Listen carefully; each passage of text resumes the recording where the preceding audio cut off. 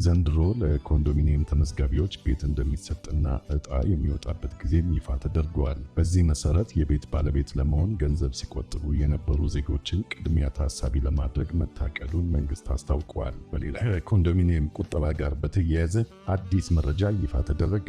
በዚህ መረጃ መሰረት በ1997 እና በ2005 ለ20/80 እና ለ40/60 የቤት ባለቤት ለመሆን የተመዘገቡ ነዋሪዎች መቆጠብ የሚገባቸው የገንዘብ መጠን ይፋ ተደርጓል። አሁን ዝርዝር መረጃዎቹን አንድ በአንድ ወደ እናንተ እናደርሳለን። እስከ መጨረሻው አብራችሁን ቆዩ። ኮንዶሚኒየም ተመዝጋቢዎች ቤት እንደሚሰጥና ዕጣ የሚወጣበት ጊዜ ይፋ ተደርጓል። በዚህም መሰረት የቤት ባለቤት ለመሆን ገንዘብ ሲቆጥቡ የነበሩ ዜጎችን ቅድሚያ ታሳቢ ለማድረግ መታቀዱን መንግስት አስታውቋል። ለሀገሪቱ የመጀመሪያ የሆነውን ኮልድ ፎርምድ ስቲል የግንባታ ቴክኖሎጂን በመጠቀም ከ60 እስከ 70 በመቶ የግንባታ ወጪን እንደሚቀንስ የአዲስ አበባ ቤቶች ልማት ኮርፖሬሽን አሳውቋል። የኮርፖሬሽኑ ዋና ዳይሬክተር ኢንጂነር ቶማስ ደበሌ በአዲስ አበባ የሚከናወነውን የቤቶች ግንባታ አስመልክቶ አዲሱን ቴክኖሎጂ በመጠቀም የሚገነቡት ቤቶች ከ60 እስከ 70 በመቶ የግንባታ ግብዓት ወጪን እንደሚቀንስ ተናግረዋል። የቤት ልማት ፕሮግራም ረዥም ዕድሜ ቢኖረውም በመፍጠርና በመፍጠን ባለመመራቱ ምክንያት ከተማ አስተዳደሩ ለበርካታ ዕዳ ተዳርጎ እንደነበር አይዘነጋም ሲሉ ዋና ዳይሬክተሩ ገልጸዋል። ከተማ አስተዳደሩ ይህንን ታሪክ ለመቀየርና አሻሽሎ ለመስራት የስራ ባህልን ማሻሻልና ማሳደግ እንዲሁም ደግሞ አዳዲስ የቤት ልማት ቴክኖሎጂዎችን ወደ ሀገር በማስገባት ላይ እንደሚገኝ አስታውቀዋል። ለዚህም ከተያዘው ዓመት ጀምሮ በመዲናዋ 100,000 ቤቶችን ለመገንባት ታቅዶ ዘርፈ ብዙ እንቅስቃሴዎች እየተደረጉ እንደሚገኝ ዋና ዳይሬክተሩ ተናግረዋል። በዚህ የቤት ልማት ፕሮጀክት ቀደም ሲል የቤት ባለቤት ለመሆን ገንዘብ ሲቆጥቡ የነበሩ ዜጎችን ቅድሚያ ታሳቢ ለማድረግ እንደታቀደም ገልጸዋል። 100,000 ቤቶችን ለመገንባት ሲታሰብ 50,000ውን በመንግስትና በግለሰቦች አጋርነት እንዲሁም ደግሞ 50,000ውን በመንግስት አቅም ለመገንባት አስፈላጊ የሚባሉ የቴክኖሎጂ ስራዎች መሰራታቸውን ገልጸዋል። የዲዛይንና የፋይናንስ ስራዎችን በራስ አቅምና ሌሎች አማራጮችን በመጠቀም ግንባታውን ለማከናወን ዝግጅት መደረጉን አመላክተዋል። በተጨማሪም መፍጠንንና መፍጠርን ታሳቢ ያደረገ የከተማ ልማት እንቅስቃሴን ከግብ ለማድረስ ግንባታውን በቴክኖሎጂ የማገዝ ስራ በስፋት እየተከናወነ እንደሆነ ተናግረዋል። በዚህም ከመጪው ምርጫ በፊት የኮንዶሚኒየም ዕጣ ለማውጣት መንግስት በልዩ ትኩረት በመስራት ላይ እንደሚገኝ ታውቋል። ከንቲባ አዳነች አቤቤ በ2018 ቅድሚያ የሚሰጠው የቤት ግንባታና የውሃ አቅርቦትን ማሻሻል ነው ሲሉ በቅርቡ መናገራቸው የሚታወስ ነው።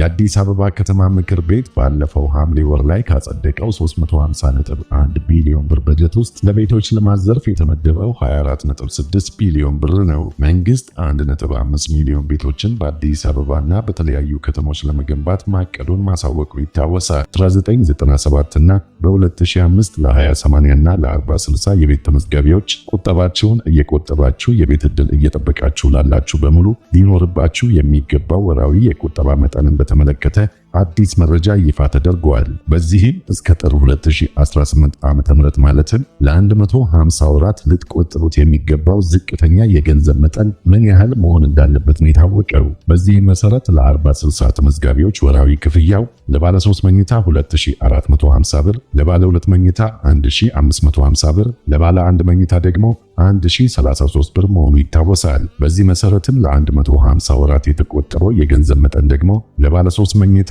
367500 ብር፣ ለባለ 2 መኝታ 232500 ብር፣ ለባለ 1 መኝታ ደግሞ 154950 ብር መሆኑ ታውቋል። ይህ መጠን ተመዝጋቢዎች የቤቱን 40 በመቶ ቅድመ ክፍያ እንዲያሟሉ በምዝገባ ወቅት የተቀመጠው ዝቅተኛ ወራዊ ግዴታ መሆኑን የታወቀው።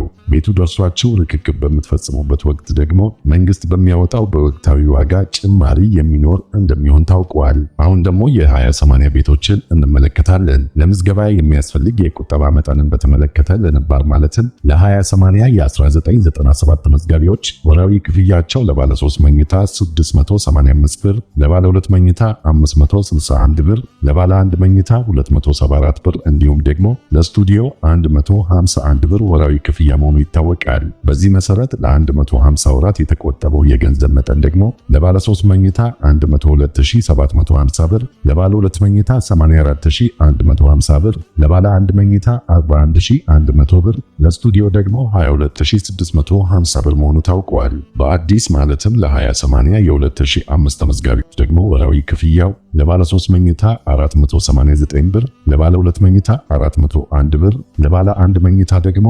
196 ብር እንደሆነ ታውቋል። በዚህ መሰረት ለ150 ወራት የተቆጠበው የገንዘብ መጠን ደግሞ ለባለ 3 መኝታ 73350 ብር፣ ለባለ 2 መኝታ 60150 ብር፣ ለባለ 1 መኝታ 29400 ብር መሆኑ ታውቋል። ይህ መጠን ተመዝጋቢዎች የቤቱን 20 በመቶ ቅድመ ክፍያ እንዲያሟሉ በምዝገባ ወቅት የተቀመጠ ዝቅተኛ ወራዊ ግዴታ ነው። ቤቱ ደርሷችሁ ርክክብ በሚፈጸምበት ወቅት በወቅታዊ ዋጋ ጭማሪ እንደሚኖር ይታወቃል። ለ1090 የተመዘገቡ የመጀመሪያ የቁጠባ መጠን 187 ብር ቢሆንም ተመዝጋቢዎች በቁጥር ትንሽ ከመሆናቸው በላይ ለሁሉም ቤት መሰጠቱ ታውቋል። ከዚሁ ጎን ለጎን የአዲስ አበባ የቤቶች ልማትና አስተዳደር ቢሮ የከተማው አስተዳደር ለረጅም ጊዜ የቆየውን የቤት ፍላጎት ለማሟላት የተለያዩ የቤት ፕሮግራሞችን ተግባራዊ ማድረግ መቀጠሉን ያስታወቀው። እንደ ቢሮ ገለጻ በ1997 እና በ2005 የኮንዶሚኒየም ቤቶች ፕሮግራሞች ቁጠባ የጀመሩ ዜጎች በቀጣይ በሚኖሩ የግንባታ ፕሮጀክቶች አማካኝነት የመኖሪያ ቤት ለማግኘት ብቁ ይሆናሉ ተብሏል።